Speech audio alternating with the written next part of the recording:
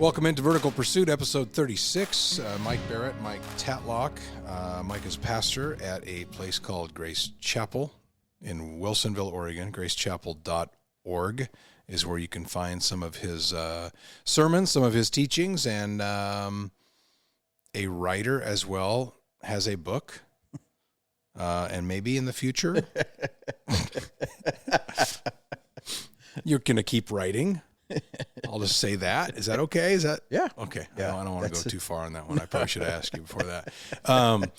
But yes, it's been fun to see people discover your teaching and grace. And obviously I'm a fan and, brother, but, it's funny in this day and age, coming off of what we came off, we COVID, and we've talked about this some on the podcast, how much the world has changed in the last few years, and really how much it's changed in the last couple of months. And then, of course, if you are a person who is discerning and questioning, you'll say, what's next? And I don't know, and you'll be able to answer this because you get these questions a lot more than I do based on a day-to-day basis on what you do. But I have a lot of people in my life, and some people who are, and we know some of them, who are in the Christian world, and they don't really have any, at least not a lot of interaction with the non-Christian world. And when I say non-Christian world, I don't mean atheists. I mean the people that, and I know that there's a term, and a great leader named Andy Stanley, who I love, has created a term for them called, I don't know if it's his term, but he uses it, called the nuns. And nun being N-O-N-E-S. They're not atheists, they're not Christian, they're just kind of those people who, for lack of a better phrase, don't really need God.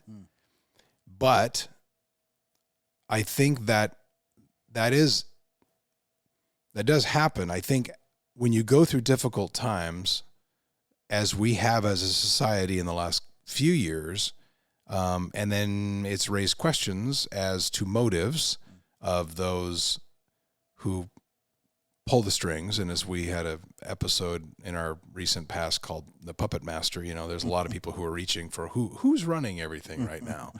And so that certainly is something that we think about and talk about a lot. But as there becomes more questions, and as you go through these times where you'll have plateaus of very peaceful, very easy times, and then you'll have times that I think we are in now where there are a ton of questions and maybe even to some degree some panic, and where perhaps if you are somebody who is a faith-based, not just leader, but a follower, because we always hear, the Great Commission, our call is to, and especially if you love your friends or you love people who don't have the faith and you see what it is and you believe in it, you want to make disciples. So we're told and commanded to do that anyway. And I'm finding now with people who are close to me, and then even people who I just kind of have casual, who are casual acquaintances, perhaps more of a desire to learn or questions. And then you see what we did on our last podcast. We talked a lot about the Israeli-Palestinian conflict, and then how this is going to, there is going to be a domino effect in the world, and we're seeing some of that. We don't know where that's going to go.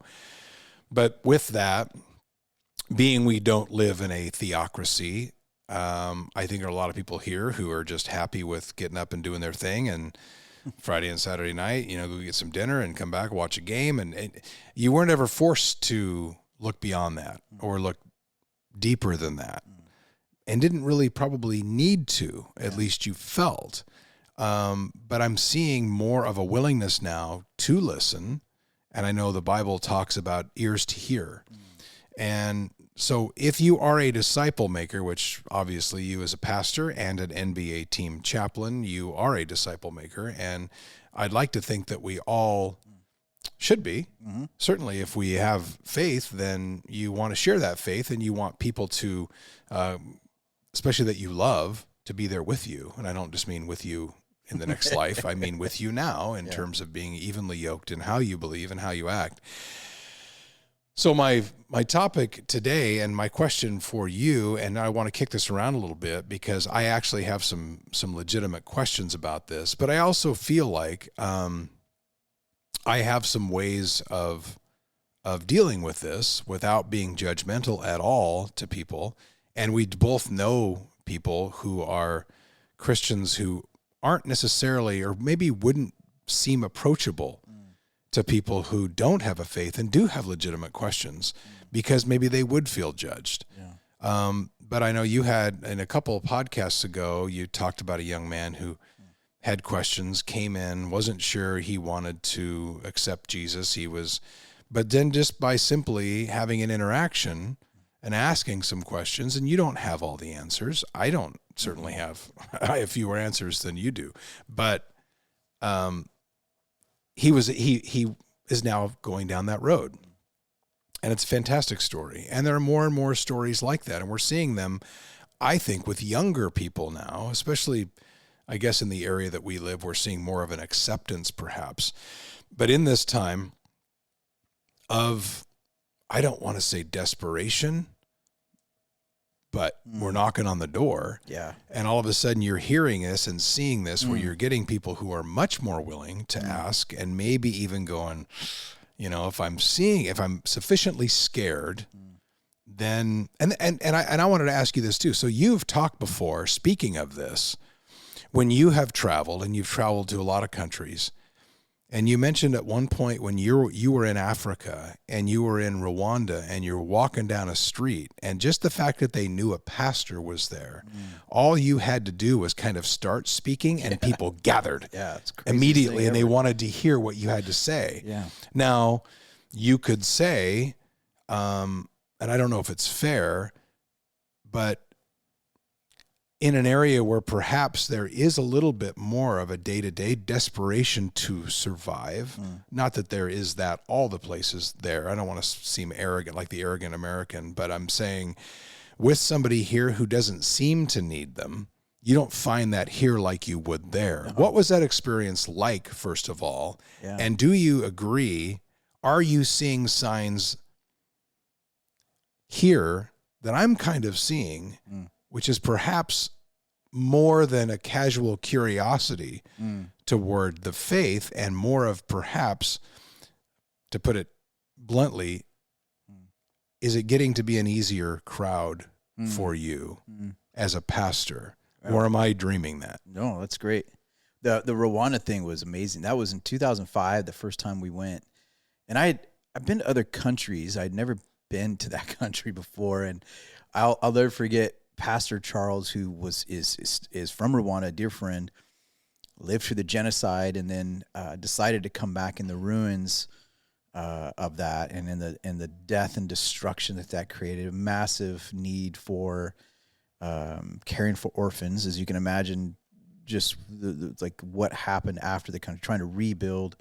So he started working with his orphans, and started orphanage, and then it's expanded now massively. Thousands and thousands and thousands of kids are taken care of. It's a beautiful thing. So in 2005, we go to visit for the first time, see things for our firsthand, walk to the genocide sites, and he looks at me and he goes, "Hey, at any time, I'm just going to ask you to preach."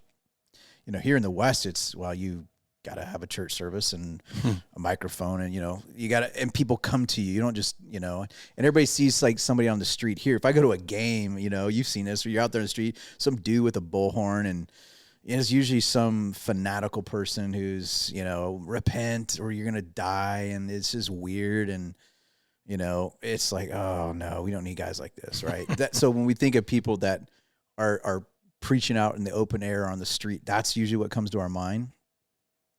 So when we're in Rwanda, he goes, "Hey, just be ready anytime. I may just ask you to start preaching. Just like we might be driving somewhere and be out on the street somewhere. And if I just say, hey, right now," so we're out in some village, out in some community. We're just visiting homes, bringing rice and beans and checking in on families. I mean, like, it's crazy. And so, yeah, we're standing at this one house, and he says, "Start preaching." And I'm like, to who? I'm like, we're standing in front of this house. Was he interpreting? Yeah, he's interpreting. So yeah, because I don't know Kenyan or Rwandan. I know like how to say hi, and that's about it at the time. And he says, I'll just interpret it for you. And he goes, start preaching. I'm literally going, to who? Like we're standing out in front of a mud hut or a wood house that's got one room. They all live in one room. And I'm going, who am I preaching to? I'm out in the front here on the dirt road. Like there's nobody here. He goes, he just start preaching. And I'm like, okay. And of course we had our team there. So there was probably a dozen or 15 from our team that were gathering. And so he's just start preaching to our group and they will come. And I'm okay. And I just start like I would do a sermon. And next thing you know, really like 20, 30 people come from nowhere and they're just standing there. And then I just say, is there anybody here that wants to give their life to Jesus? Would you raise their hand? And everybody puts their hand up. And no kidding. And it's beautiful. And I think it's unfair that people go, because I've heard people go, well, Mike, that's because they're not sophisticated, educated people like we are here in the West. And, and it's very demeaning to even say that somehow they can't have an encounter with God and have the ability to acknowledge and the intellect to know that. And I think that's kind of an insult when they say that personally. But I think it's their way of having to dismiss it. And that happens. That happened so many times. It wasn't just one time. It was multiple times we'd have those experiences. And that's why if you go to Rwanda today, it's one of the most beautiful countries in Africa that you can ever go to. The people are amazing, and what God is doing to bring healing from a genocide, it is only supernatural. And the work that God's done, and we're seeing churches planted everywhere. It's just one of the most beautiful places on the planet. And I would say that's all because they have allowed God to be their hope. And, coming out of a genocide. And I think that's where our arrogance here in the West is, well, we're not capable of that. I go, oh, yeah? I mean, we're already seeing genocides in our country. We're just more sophisticated with it. I mean, there's young lives that are taken every day in the name of women's health care. And everybody wants to argue that and go, well, at the end of the day, this is the reality of that. And yet we're so much more sophisticated as how we do stuff here, which I think is just a Western arrogant pride to look at that. But to come full circle to what you said, I think that to give just a quick little history to recap this, before the Enlightenment and the Industrial Revolution, there was a belief system where most people had a spiritual view. Sure. Before that. And many of it was superstitious type stuff. It was weird, but it was more common to be a spiritual person and so forth.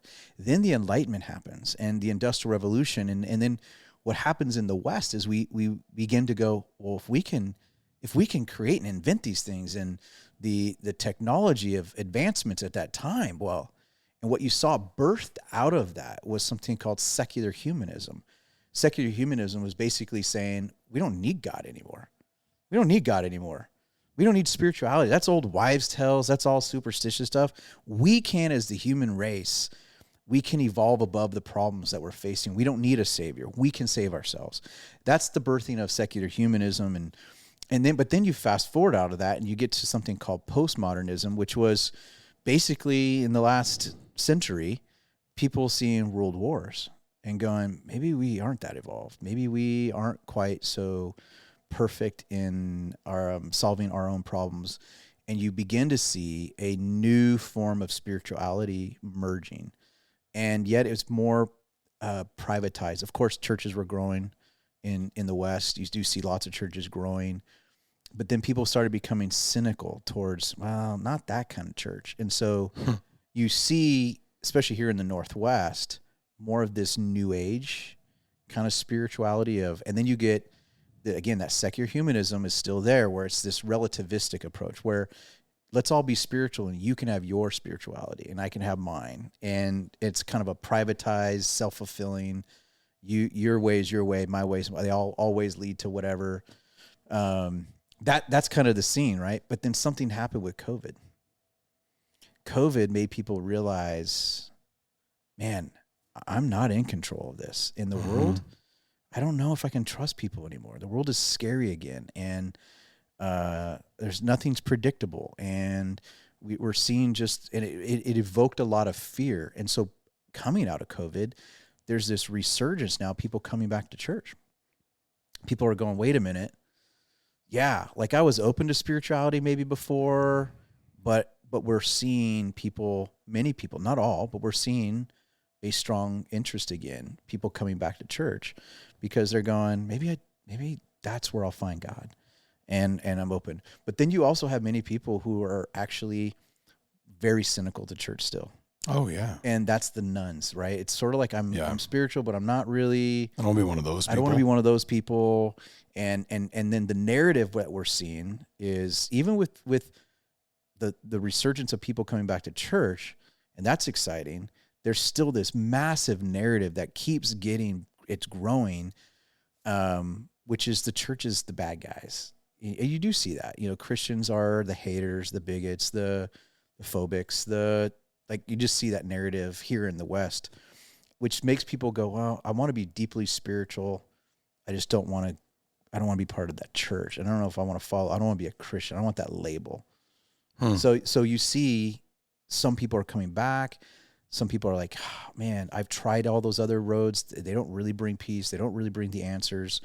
And then you still have a mass amount of people who are like, yeah, I don't know if I want to associate with Christianity. And we're seeing this dichotomy with young people. There's a mass amount of young people that are coming on fire and like, man. Yeah. And then there's a massive amount of them leaving the church. Well, and we both know people who are really, really good at engaging with young people. Yeah. And I'm always drawn to those who have different ways of doing it, different ways to approach. And you and I have talked about, and I heard an actor say one time, he talked about being in an area like Hollywood, and they said, well, you're a Christian guy in an area where a lot of people scoff at what you believe in, and it's not necessarily popular.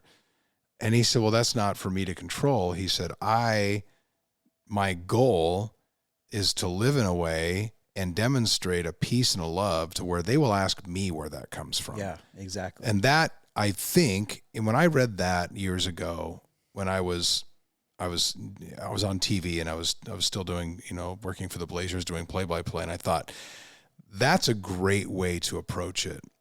And therefore, that is also a check and balance on your own life, and you are held accountable. And we've seen people fall and have falls, even ones we held in massively high regard, and we see it all the time. We talked about it the other night. Yeah. So that's going to certainly happen, but I kind of looked at that as, can there be a way, and my wife and I have talked about this, can we try to be, and I don't want to use this term because we're far from perfect, but especially with, we have kids in high school, especially with young people, can you almost be a little bit of a lighthouse in terms of how you live, to where people may not, and maybe they don't even vocalize it to some degree, but kind of say, I kind of want what they have in terms of that peace and that assuredness of their day-to-day life. And that goes back to, again, when you talk about the nuns, great people in many ways and living a great life, not bad people, right? But just maybe not willing to take the next step. And I don't think necessarily that they're even against it. It's just they don't have a reason at that moment. And I think, and we have a couple of friends who talk about this a lot, and some people who have great wealth, I think, are even harder to get to ask questions about it. I think that, and then you look back at the Bible, and we've seen, the quote about how difficult it is for a rich man to get into heaven. And we would also couch that with, as we talked about in an episode, I don't know, a couple episodes ago, about that being more of a heart condition. It doesn't mean you have to give everything away and live like a pauper in order to qualify that. I don't think that's the point of that. I think the point of that was talking about where your heart is, and is where where your treasure is where your heart is. And I think that's where they use the word rich. But do you find that with people now, people who have a relatively smooth and easy life and have a lot of distraction. They're able to afford a lot of distractions and maybe a lot of comforts, because I know Jesus is referred to as a great comforter, where if your comforter comes in other ways, in the Western world, certainly, and even where we live to some degree, and we know a lot of people who have a lot of great things. Are they a tougher nut to crack? And is that why? Is it because of distractions and because of comforts? Is that why maybe they look at it, maybe not even consciously, as not sure I need that? Hands down, I think the majority of people live with the idea that they're more agnostic than atheist. So Yeah. like the idea of, I'm really open to there being a God. In fact, there probably is. Yes. I mean, the idea of that there's no God at all, and the faith to try to explain that is more rare. I think majority of people go, there's probably a God. Can we really know? Maybe not, maybe. But I'm going to lean towards, hey, there probably is. And I think they also have an agnostic kind of faith, which means if there is a God and I live a pretty good life, I think he'll look favorably on me. So I'm just going to be a decent person. Majority of people live with, and here's the hard part with that is, if you live with this idea of like, I'm a pretty good person, I just want to be a good person. What's your definition of good?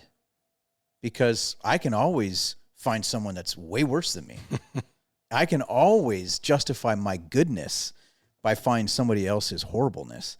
And well, at least I'm not like that person. At least I'm like, and you see a guy in the Bible, he was a religious Pharisee hypocrite who would pray, God, thank you, I'm not like so-and-so. And I think a lot of people do that. Sure they do. You know, I'm not like them, so I must be on God's good side. And, hoping God grades on a curve. Oh, totally. The problem is you compare your goodness to the perfection of God, and we all fall short, which is what the Bible says.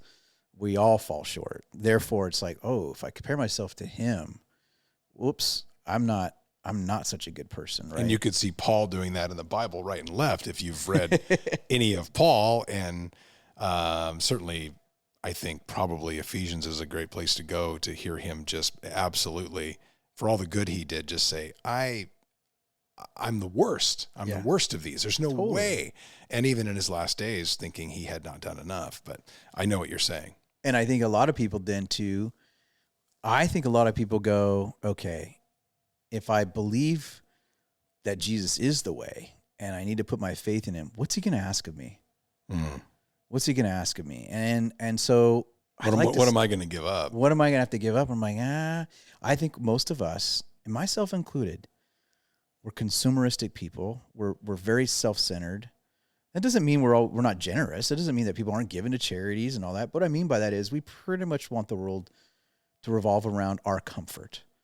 And so if following Jesus means that I have got to somehow make sacrifices, I don't know if I want that. And so I'm going to stay in this comfort zone where I can believe he exists, be a good enough person to think that maybe in the end I've done more good things. And so, you know, and then right now I just want him to bless my fortune. I just want him to, you know, look favorably upon me. And if I do good things, then maybe I think people are much more superstitious with it. And karma idea. I think more people live with this karma approach of, if I just live good, God will bless me. And this is what I see. What happens is then when life goes sideways, everybody starts coming to church, giving money, doing all they do. I got to do all the right things. Playing catch up. They're playing catch up. And I'm like, oh, okay, well, that's not what God wants from you either. Great that you're coming. We want to help, but he doesn't want you feeling like now you've got to earn his favor again. But the reality is that is the definition of religion. And I think majority of people see God through the lens of religion, not through the lens of relationship. And religion says, I got to earn God's favor and I got to keep it. Relationship is I'm in relationship with God. God wants to be in relationship with me, and he doesn't burden me with a bunch of to-dos, although he wants to not just be in relationship with me as friendship. He does.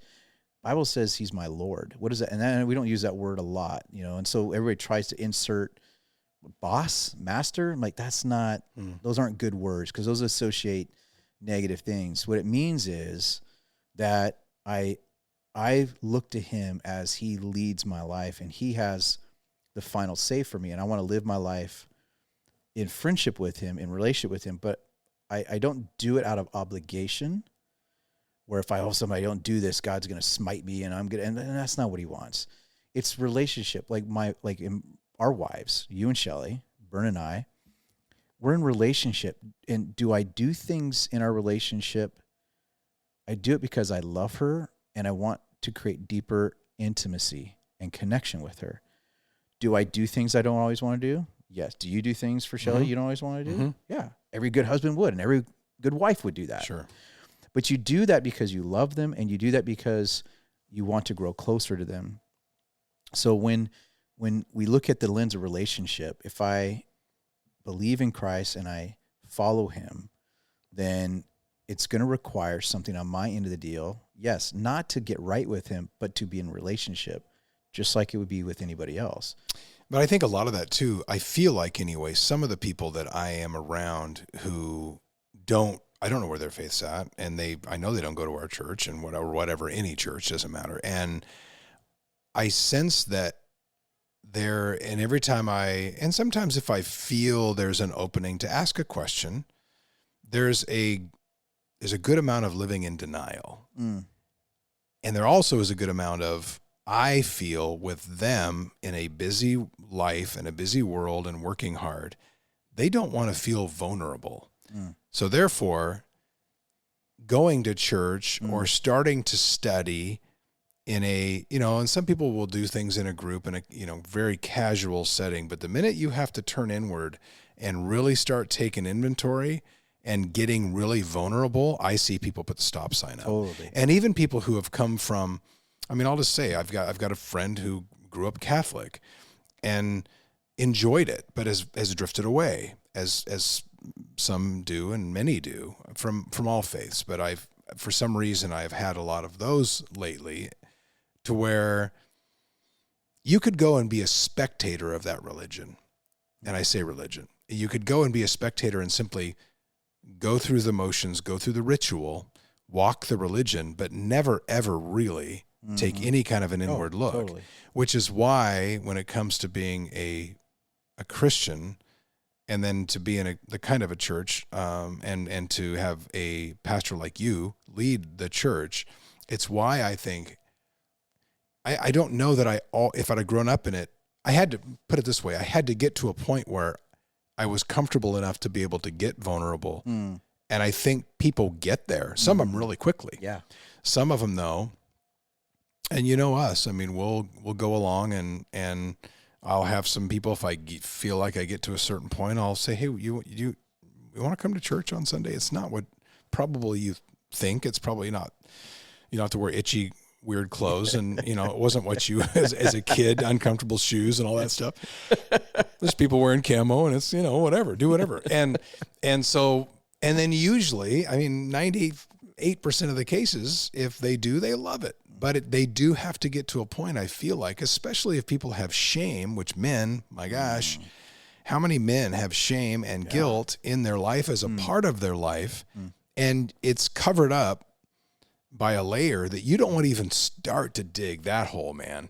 So therefore, let's live in denial and act like it doesn't exist. And I feel like if you can and oftentimes, unfortunately, it does take a crisis, a tragedy, a vulnerability by something you don't control for you to even approach that room in your house that you don't want to open that door. Yeah. But once they do, I feel like it usually it does. It ends well, and at least starts a development and starts a pathway, and you can see that breakthrough. And I know you've probably got a million stories like that. But now the question, so we've cited, and I think that with some accuracy, and I don't mean to do this, categories of friends, categories of people. And, and we have some friends who say, the greatest lie ever told was raise your hand at church and you're sealed and stamped and you're done. You can then go home. You don't have to go to church anymore. Right. You can watch NFL Sunday early on, which I know for some people is, I know other people, and a friend of mine who has a wife who just says, you know what, that church is great, but it's a lot of time out of my day. I want to sleep in on Sunday. It's my day to get up and have some breakfast and watch TV and maybe go to a movie. And therefore it's just not a priority, maybe at this season of their life. But it's okay. I added another category when I said I wouldn't, but there are some categories there. So outside of a crisis or a tragedy, what are some tools that you use? Because we assume if, some people listening to this podcast, we don't expect that you're all have a perfect faith or even that you have questions. Some of you aren't, and you're okay with that. And we love that. But what are some of those tools you use for people when you are in situations? Because you have non-Christian friends, non-Christian acquaintances that you are around. Do we go back to what we started with? Is it just simply a modeling? Like in the NBA, you give a chapel service to 2 NBA teams at every home game for the Blazers. And you have guys that I'm sure, I know you do, because I was in there for a lot of them for years, that maybe have a curiosity that you can sense. Maybe you get a question. You have some guys who are glued to it and absolutely publicly wear it. Yeah. But then you have others who you'd love to get them in there, but you're not sure how. Yeah. So what are some of those tools? I think you hit it on the head. When you said earlier, you addressed the idea of shame. And I think that what you hit on was so powerful that we all live with a measure of managing and mitigating shame. We always say we all want, the deepest, chorus need of every human being is to be fully known, which is true. Everybody wants to be fully known. The problem is our greatest fear is to be fully known, then rejected. Especially with men. Oh my gosh. Maybe it's because I am. And I'll raise my hand to that. Oh, absolutely. So I don't want to be rejected. And I ultimately don't want to be rejected by God. So then just don't go in that room. I'm not going to go in that room. That's exactly it. And it's just, and I think that's wrong. It's a wrong view, but it's because we've been rejected by human beings. Therefore, we project it onto God. That if I go into the room and I try God, I'm open. I want to know God. I want to have an experience with God, be in a relationship with God. Then what happens when I don't measure up? Because deep inside, I know I don't measure up. And the facades that we all live is a joke. We all know that. And which is why I think we've said this before. We're so vulnerable at home with our wives.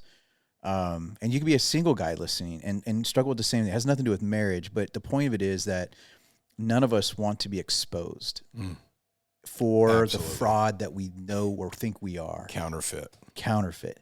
So then we project it onto God, and it's like, well, then I don't know if I want to even go down that road, because I ultimately know God knows me better than anybody else. So of course there's that idea of like, I know I'm just going to instantly let him down. So why even try?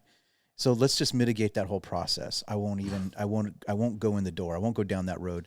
So it's not a matter of disbelief. It's a matter of managing that narrative. That's exactly right. You're exactly right. And I've heard you say before that oftentimes another layer that has to be peeled away, because we all have them, is many times people will view their heavenly Father in much the same lens that they viewed their earthly father. And if there's any hurt there or any dysfunction or judgment. Oh, yeah. And my dad was a wonderful man, and he passed away 3 years ago, and he was a successful coach. But I grew up, and it was his form of motivation, but he would point out the guys that stayed at practice a little later. He did, yep. And he would say, hey, the good ones will stay after, and they'll go on Sunday when they don't have to go in the afternoon. They'll work on planted those seeds with you. Oh my gosh, yes. And it was never meant to be a criticism. It was meant to be a motivation. But for me, I think what it did in my life is it did create my view of God for years, and even to some degree now, is a guy with a whistle around his neck and his arms crossed looking at me like, couldn't you be doing a little more than you are? Which again is not a bad thing, but it does, I think, and with me especially, just honestly, I think it has led me to maybe not have the greatest self-esteem in the world, and guilt and shame, certainly vulnerable to that in a big way. As I know a lot of guys are. And I feel like at this point now, because of my relationship with my Lord now, I'm able to finally approach the table of vulnerability and take a bite a little bit and go, okay, I can deal with this now. But the denial part of it, and so many guys I know, keeps them in a relationship or a view of a relationship which is incorrect. It's not valid. And you want to talk about counterfeit. That part is counterfeit. But it's a tough one. And with those kinds of guys, and I see it in friends of mine, I just want so badly just say, open the door to that room that you don't want to go in because you're afraid of what you're going to find. But you got to go in there. You got to go in there. And I don't care what it takes. It doesn't take, again, we're not keeping attendance records at church. It doesn't matter. But you got to be able to go in there. And I think part of that is that to crack that shame and that guilt that we all carry, I don't care who you are, some more than others, that drives us to do, we've talked about it in past episodes. I mean, you'll see the stories in our communities where a guy that nobody thought would take his life does.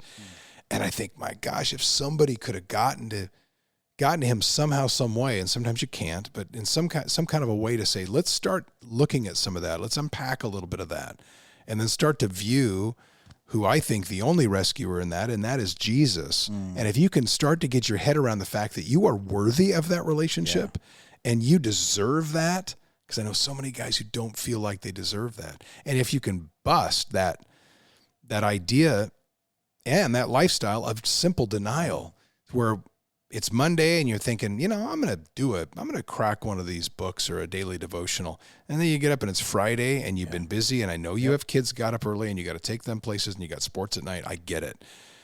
But the value of going down that road and just kick that off in your life. And I want to tell people, friends that I know who don't do that, who I just see so much potential in, not potential in as far as who they are, and me as a friend judging that, but saying potential in for them in that relationship and what I know it would do for them and the peace in their life. I want to get that message to them. And I guess that's why we're talking about this, is we all have some ideas for it, but you face that an awful lot. How much do you, honestly, how much do you deal with people who don't have any belief or any faith, or the nuns? It's mostly nuns, meaning people would say, I don't want to associate with a titled religion, church, brand. But inside, I can't tell you the last time I talked to a true atheist or I don't have any leanings towards an idea of a God or higher power or something like that. And if they do, it's usually emotionally driven. Absolutely. Off of a recent hurt or something. Well, and so that brings up a connection to this is, so and this is another episode we'll do, but I feel like majority of my job is fighting a narrative that God is the villain. And I think that people have been hurt in churches all the time. Like, I remember my grandmother stopped going she was faithful in the choir, growing up going to church, Southern fried chicken on Sundays. I mean, it was Sunday, right? And then somebody made a comment about her weight, and she never went back to church for about 25, 30 years. And I tell people this all the time. I'm like, if I go to a restaurant and I get one bad server, do I just swear off going to restaurants or swear off even getting food, right? It's not to dismiss those accounts. It's just to say, you're going to find in churches full of broken people. That's why we're there. And people are going to be stupid and do things. The sad part is people project the brokenness of humanity onto an appearance of God. And so if as I experience people, I then go, well, God must hate me too, or God must be disappointed with me because this person is disappointing me. So I think the majority of me as a pastor is dealing with people's view and the unhealthy, wrong views they have of God.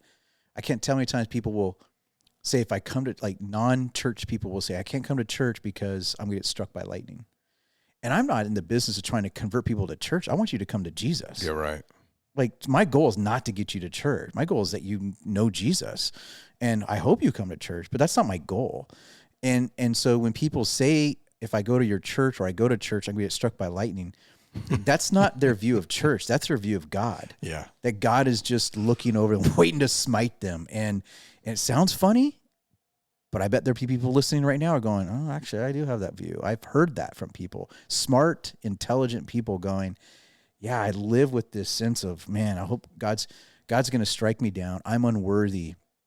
Okay, And then I'm not going to stop you there, but I want to break in because that then leads me to something I was going to ask you, because we do have friends and I have guys I listen to, like national leaders, and some of them, it's not comfortable, and it's almost like you, depending on where someone's at in that walk or in that development, when do you bring in then a healthy fear of God? yeah, Because absolutely. that I know some people feel like there's not enough of that, but I don't ever want to hit anybody with that who's in a transitional stage, because they're going to run. Yeah.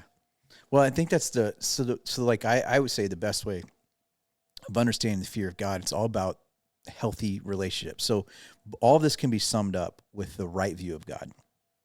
So if somebody has we say this all the time, that how you experience your earthly father can reflect how you see God as your heavenly father. So if I have an earthly father that is abusive, distant, abandoned, maybe they're not even abusive, they're just never around. They never said anything bad. They just never said anything. They never were loving, caring. So just a dysfunctional or bad experience with a father. And no fathers are perfect, but I'm talking about ones that clearly are either abandoning or abusive. Then all of a sudden you go, well, God must be like that. And that's constantly what we think about is that view. The authority figure. The authority figure, right? But to your point about a healthy fear of God, I had a great dad.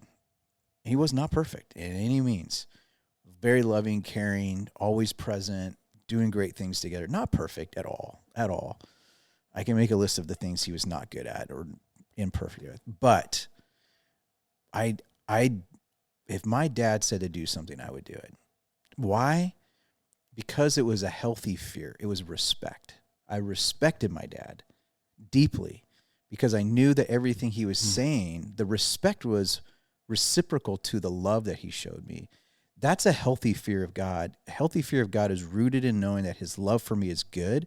Therefore, I'm going to live out of respect of who he is.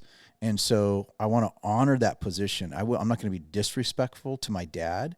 I'm going to be respectful to him. I'm going to honor him. I'm going to honor the role because he handled the role of authority in a proper way. So when I have a view of God as my heavenly Father, that I see his authoritative role as all-powerful God, knowing that he is a benevolent, loving, just, gracious, merciful God, it evokes in me going, I want to live in awe and in the healthy fear, respect of that. The Bible says that he's not given us a spirit of fear. And that's the unhealthy fear, a fear of where I'm constantly waiting to be hit and slapped or abused or something like that. So a healthy fear is a deep sense of respect. I've had coaches. I had a basketball coach in high school. Dean Adams was his name. Dean was clear. Like, man, he had guidelines and you showed up and you didn't want to be late. And man, he gave us structure, man, but Dean was awesome, man. I felt around Dean. I had a deep sense of respect for him. And one of the reasons is because I was a kid that struggled, had straight Fs, and was kicked out of school and was not allowed to play in sports teams. But he was a coach that saw something in me. Isn't that great? And he pulled me aside and said, I believe in you. I'm going to be hard on you. And I'm going to create structure for you. And I'm going to get the best out of your potential. But it's because I believe in you. I want good things for you. And some could look at that and go, was he strict? I go, no, I think he was great. I think that I needed that in my life. And I respected him for it. But I also trusted that what he was doing was good for me. That's a healthy fear. That's a healthy respect and honoring. And if I can do that with a human being, how much better with a perfect God that doesn't always make sense to me, but I know I can trust his character. Because I trust God's character, I live in awe and healthy fear and respect of who he is. Yeah, and it's again, to go back to people around us, and it's the battle is not only that, it is that the view of things, but it's also I tend to run into people where I want to break their routine somehow, that routine, especially for men. And maybe it's because I'm a man and that's who I mostly know and talk to. But there's the repeated light conversation that never goes beyond it. And then, like, especially when you're texting somebody and then you touch on something, that maybe was a little below the surface. And then there's just radio silence. Yep. And you go, okay, I see the limit now to your vulnerability or your trust in me, which is fine. But breaking that routine, like I just said a minute ago, it's Monday and you think about doing something, next thing it's Friday, and next thing it's been 6 months and you still didn't do, and we deal with that on all kinds of disciplines. But I think if you can find, and I do a daily devotional with a friend of mine and we talk about a lot, discipline, the discipline, we have that in us. Establish that discipline to where even if you're starting to ask the question, or if you're starting down this road, challenge yourself with that discipline to take a step toward that each day. And if you can somehow bring somebody with you along the way, which, by the way, it's easier than ever right now. If you have somebody in your life, even if you are casual and they are, you could say, hey, you know what? Let's download the YouVersion on our phone or whatever, and let's get a devotional that we do together, and we'll just give some thoughts about it. And it's fairly light stuff. You can pick the topics. But anything to get you pointed in that direction, I feel like that I do feel if your heart's in the right space and you do open that door, Jesus will do the rest. Yep, exactly. You always know it's a great topic when it's like 45 minutes goes by in a second. That one felt fast. Yeah. I mean, and there's so much more we could go into. We try to keep these at least, well, we used to try to keep them to like 30 minutes, but we've blown that out of the water in the last, I don't know, 7, 8, 9 episodes. But I talked about Mike and being a pastor. And I encourage you, if you haven't heard him on, Sundays and sermons, go online to gracechapel.org, and some great stuff recently too. And everybody who gets on stage is great. And it's just a great experience. And it's so funny because when I was younger, we went to a little Baptist church in our town, and it was fine, but it was a have to. It wasn't a want to. Yep. And then I got to the stage in my life, and it probably took me a while, but probably 25 years ago, where it's a want to now. Yeah. It's a look forward to. Yep. Love it. And then I drive my wife nuts because we get there 30 minutes early. I love that too. Because I just like to walk around and talk to people. Exactly. Yeah, that's why we go. Feeds me. Yeah. It feeds me. And I want that for the people in my life, the acquaintances who are nuns. I want that for them. And it's not that I'm judging you. It's that I want that for you. I want you to get to that place. And you as a pastor, I'm sure you have a ton of people in your life just like that. Yep. Well, thanks for spending some time with us. As I mentioned, the Vertical Pursuit app, I didn't mention it, but I am now. That's on, it's in the App Store, and that has some great stuff. It also has this podcast on it. And there's another way. If you got somebody, send them a podcast, or a podcast. It doesn't have to be this one. We hope it's this one, but it doesn't have to be this one. And then look around on the app, too. There's some great things in there as far as tools for helping make disciples, because we know that's what we're called to do, because you love the people around you like we all do. But thanks for spending time with us, and we'll see you next time. We invite you to subscribe to our podcast, comment, or message us, and check out our website at verticalpursuit.org. Download the VP app and check us out on Instagram, Twitter, and Facebook.